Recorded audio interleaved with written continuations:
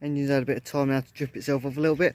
Had to go around here in this area a little bit more as well because some of the crud hadn't still come off. There is a little bit left on it still, but it's a damn sight better than what it was. This car is not about looking really nice, it's just purely about being a functional little car. She's always been that to me, so as long as she starts and runs and drives nicely, that will do me perfectly, to be honest with you. Just about to pull the gearbox out of my little trolley, and I've just realised I can't do this one because if water gets inside there, it's inside the differential. Not a good idea. So I've got a plan. Plan is, the drive shafts are both got to come out anyway because this gearbox requires two different length drive shafts to work in this car. So what I'm going to do is undo the main centre nut here, that it basically is what holds the spline etc through the hub nice and tightly. Take that nut off, jack it up in the air, take the two bolts off that are around the back of the hub just here. We can then unbolt it at the gearbox end inside, and then once we've got the hub undone and possibly a track wheel end as well, the whole lot will just sort of flop outwards, and then we can just take the drive shaft out of that gearbox, put it in the hole in the new gearbox, which will then enable us to essentially plug that hole up, which will then enable us to wash it without getting water inside it. Hey presto. Hub is off of the strut, as you can see. Managed to actually pull the drive shaft through the hub without actually having to disconnect the track wheel, which is very helpful. I've just taken the drain plug out of the gearbox to get rid of the oil, and all we've got to now do is undo those three bolts on the end of the drive shaft, and then we can pull the drive shaft out, which will then mean we can put it in the new gearbox to purely just stop the dirt getting in. Here we go, JB1 gearbox, and this is the drive shaft off of my car, which won't fit between this gearbox and the car, but it will fit in here just to purely make it waterproof. The boot here seals up against it, and then this metal clamp just clamps it all in place. It ain't perfect, but it will do the job. It's cleaned up a little bit, it's got a little bit of crud off, as you can see, so yeah, it's going to look damn sight better either way.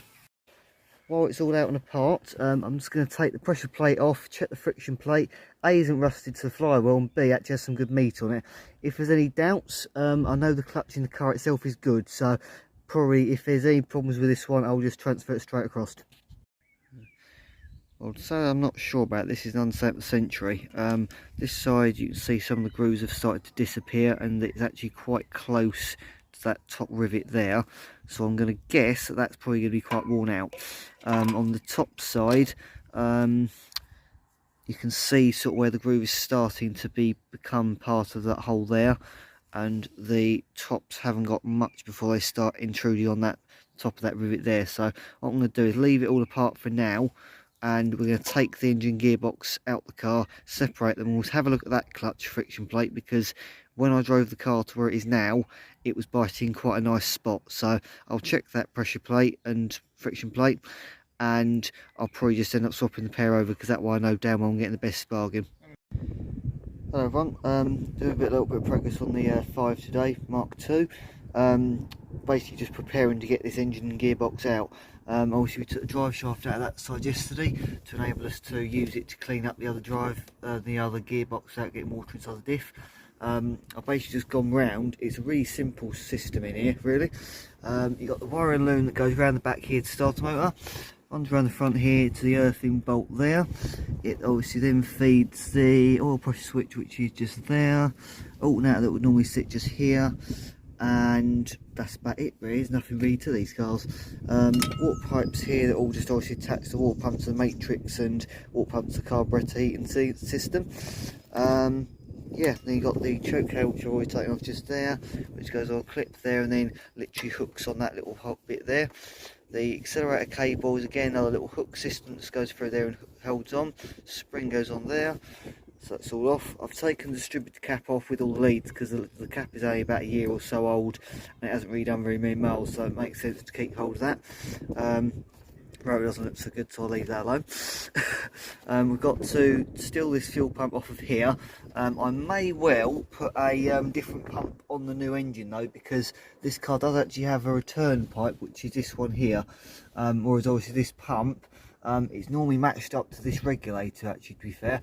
But what I'm going to do is probably put a new one on where it's all integrated in one. So yeah, it's coming on quite quickly really, because I've done this so many times, I just know how to do it with my shut really. yeah, the next thing I really need to do now is get this wheel off, get this strut detached from the hub, so we can then pull drive shaft out of this side. This side's a bit more tricky though, because this side uses a steel roll pin, which to be honest I absolutely hate, because I'm not very good at aiming with the punch and the hammer. So we'll see how this one goes. This will be fun. But once we've got that bit there out, all we've got to do is disconnect the exhaust from just under there onto the manifold. Well, that big spring is just there, that is the compression spring that holds the clamp against the flange that holds it to the manifold itself. Then we've just got to disconnect the gear linkage rod that goes to about here onto the gearbox. And then all it will be holding it in literally is the, I think, 2 or 3 bolts on that mount, and the single on the back. Really simple. I absolutely love them for this. We're getting ready to pull the engine out tonight, chaps. I'm not going to do anything else besides pull the engine out tonight, because I just haven't got time. We're going to run out of light, so just crack on doing whatever the hell I can, really. The only thing I've just noticed I've got to disconnect first is this earth strap here that just literally goes from the head to that bit there, and that is literally where the battery clamp is actually bolted to it. So that's just how direct the earth is. Quite nice, really. I've literally just been under here and disconnected the gear linkage from the other side of the gearbox. The bar you can see across the centre of the screen now is the actual engine to gearbox steady bar, so I've chosen to leave that on for now. I might live to regret it later. I have to try and take it off to separate the two, but it's not essential to get the engine gearbox out the car, so I'm not really worried at the minute. So yeah, but yeah, we're just making sure now, that our bit of rope is good and tight. So now we can just start lifting. Hopefully the whole lot will leave the car behind and come out independently. Episode 101 in What Could Possibly Go Wrong. Well, it's off the mounts. Good start, I suppose.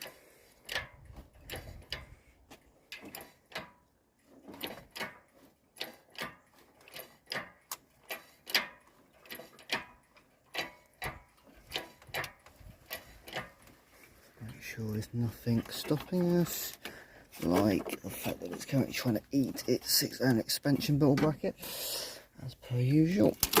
There we go, that's it, moved off of that problem. See, a bit more ideal. Okay, now it's trying to reheat it this time. Oh, nightmare engine. Yeah, as you can see, sort of, well, it's been 51 seconds so far, and as far as lifting it out is concerned, it really ain't too difficult on the Super 5, because I suppose it's really thanks to the just plain simplicity, I think is the word for it, really. So yeah, there we go. It's just the wiring loom. Now we've just got to navigate it around things like the ignition module at the back here, and probably should have taken that off actually, to be fair. So when you really just try and rush your way around a job, it probably isn't the most sensible of ideas, but oh hell. Right, we're nearly there. Right, I'll take it with camera for a minute. There we go, finally got a brain and thought to myself, let's just take it off because it's only these 2 studs here. So now that gives a bit more clearance to, theoretically speaking, lift it straight out the front of the car. Sorry it's a little bit shaky, but the action of operating the engine crane is basically just passing through my body every time, so a bit hard to get off of that problem. There we go. That was kind of scary. Oh well, it's fine. She's out. Happy days indeed. I reckon, yeah, this is, I think, about the 4th or 5th time I've done this to this car, so you could say I'm getting a bit of a champion at doing it. As you always do when you do something quite a few times. So there we have it. Now getting to the top end. There we go, like so. There we have it, a knackered engine. The gearbox on the other hand is still good. It's a little 4-speed, originally came off the 1000cc that was in the car. So yeah, still going strong to this day, which is quite a miracle considering the fact it's done about 3,000 miles on that 1400 engine, which it wasn't designed for. So yeah, for all things done really well. Right, now the fun part starts, because I've now got to try and put it backwards about 3 feet to clear the front bumper.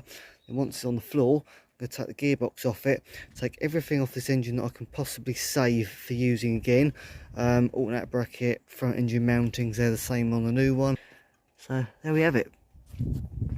one engine out of my Super 5.